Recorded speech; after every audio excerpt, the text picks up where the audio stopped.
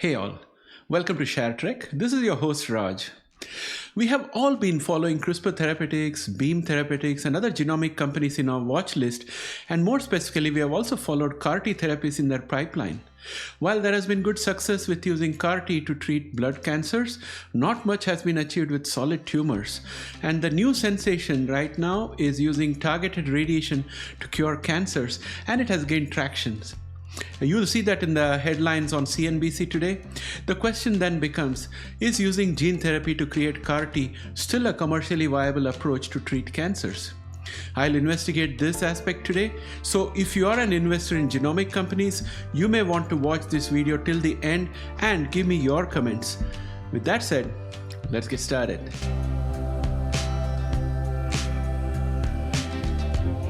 Welcome back, friends. Before we start, let us review the current CAR-T landscape for cancers. This will be the background or reference point through which we are going to approach this issue. We have success with blood cancers, and many CD19 targeting autologous therapies are monetized and also have FDA warning for B-cell malignancy risk. We have also pinned a lot of hope on Crispr Therapeutics for their allogenic CAR-T therapies. They have 2 of them in the clinical trials, and the challenge for CAR-Ts is manufacturing complexity and patient administration overheads. Basically, they are expensive. Then we have the problem of finding the perfect antigen that will uniquely identify cancer cells. These therapies are expensive. For example, Kymriah alone costs $475,000, and there are other costs associated with administering it to the patient. So please keep these things in mind. In contrast, the list price, which is the wholesale acquisition cost of Pluvicto, is around $42,500, while Lutathera is around $53,200. These are the targeted radiation therapies from Novartis, and most patients require between 4 to 6 doses, so it's almost half the cost of Kymriah. That's the context that I want you to keep in mind. Now let me also give you another piece of information. This is about bispecific. A bispecific refers to a type of engineered antibody, often called a bispecific antibody, that can simultaneously bind to 2 different targets. Unlike traditional monoclonal antibodies, which are designed to bind to a single antigen, bispecifics have 2 binding sites that recognize and attach to different molecules. This dual targeting capability makes them highly versatile in a variety of therapeutic applications, including cancer treatment. Now that you have this context, let us examine targeted radiation for cancer as the pharmaceutical industry turns its attention towards delivering radiation directly to tumors in a very, very specific and deliberate manner.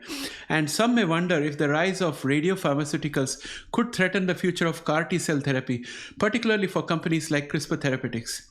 This groundbreaking innovation is catching the eye of industry giants like Bristol Myers Squibb, AstraZeneca, and Eli Lilly, which have invested a staggering $10 billion in radiopharmaceutical ventures.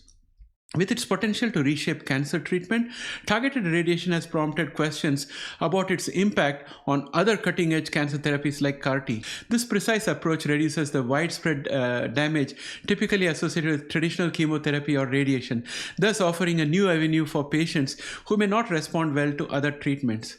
One of the key advantages of radiopharmaceuticals is their ability to treat hard-to-reach cancers. Novartis's Lutathera and Pluvicto, both approved for treating rare forms of pancreatic and prostate cancer, have opened door to this new treatment paradigm. These therapies are anticipated to hit $4 billion in sales by 2027.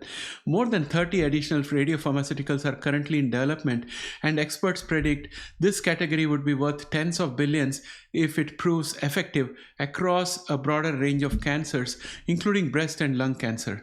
Big Pharma's rush into this market reflects its high hopes for this technology. However, the excitement around radiopharmaceuticals raises a pressing question. Will this targeted radiation technology diminish the appeal of CAR-T cell therapy, particularly in oncology?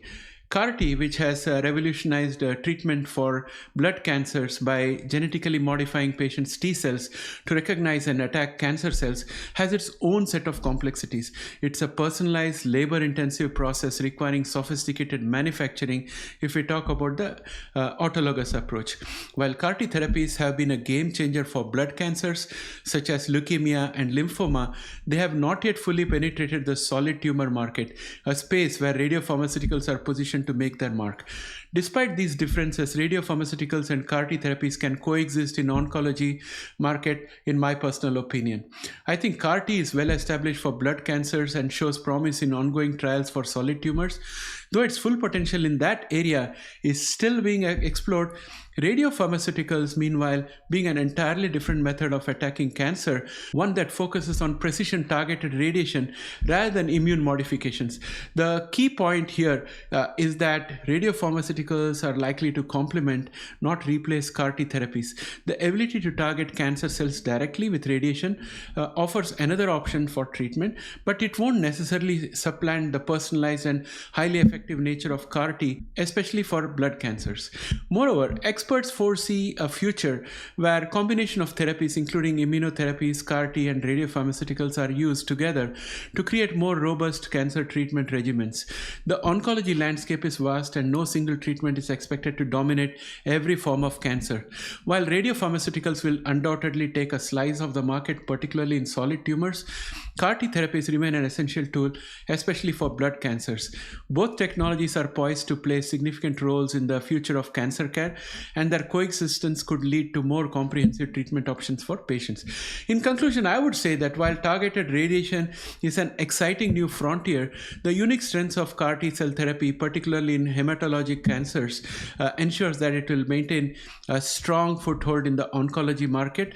The likely scenario is one where both approaches thrive, while radiopharmaceuticals taking an increasing share in the solid tumor market and CAR-T continuing its dominance in the blood cancer area. As time goes by and we have more data on post-treatment outcomes for both radiopharmaceuticals as well as CAR-T, the preference for one over the other may manifest, but that is a long way off because we are yet to see the first allogeneic CAR-T therapy for solid tumors, or even for that matter for blood cancers. I think this should not matter much for CRISPR Therapeutics in the short run unless the targeted radiation therapies proliferate and demonstrate outstanding success. Please let me know what you think about my analysis of the current situation for CRISPR Therapeutics or CAR-T with regard to the resurgence of radiopharmaceuticals, especially in oncology. I would like to hear from you guys. And as I mentioned, I personally don't think this is going to cause a big problem for CRISPR Therapeutics in the near term. When I say near term, I'm talking about the next 2 years.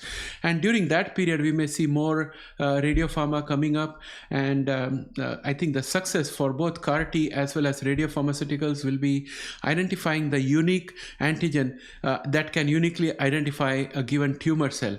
That's the very important aspect, and I think that's what will determine the success of either a CAR-T therapy or of radiopharmaceuticals. But when we talk about CAR-T therapy, I think we have to remember that there is still going to be the competition between autologous and allogenic CAR-T cell therapies.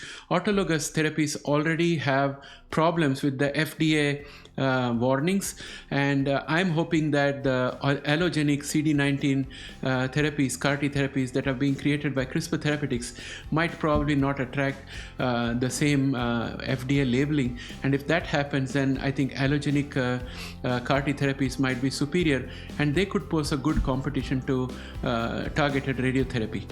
With that, my friends, I'd like to bring this video to an end, and I look forward to your feedback, and I hope you have a great day in the market. I'll catch up with you again in the next video. Bye for now.